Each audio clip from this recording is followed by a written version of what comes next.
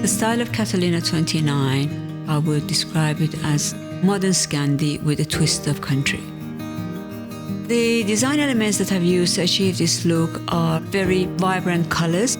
The base palette is light, neutral, use of light timber, beautiful soft sheer curtains, and also throughout the house I've also used a bit of wicker works and the cane to combine the texture of the country look with the clean line, soft looks of the Scandi. The main difference with the Catalina range is that the living areas are all at the back. So it's kitchen, dining, living, and an extra living area. With the main living areas at the back, it keeps a nice separation between your bedrooms and your living areas, with the bedrooms at the front of the house in that more private zone. My favorite part of the home is the tucked away bedrooms.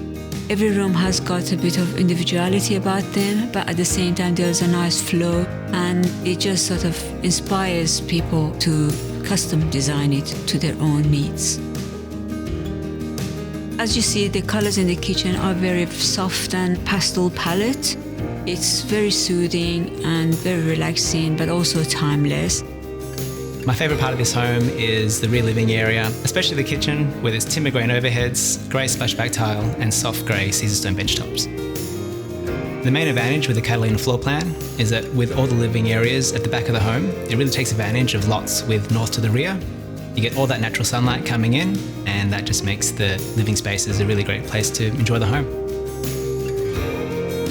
The Catalina is available with a selection of floor plan options like butler's pantry, guest bedroom or fifth bedroom. This allows customers to personalise the home to suit their lifestyle.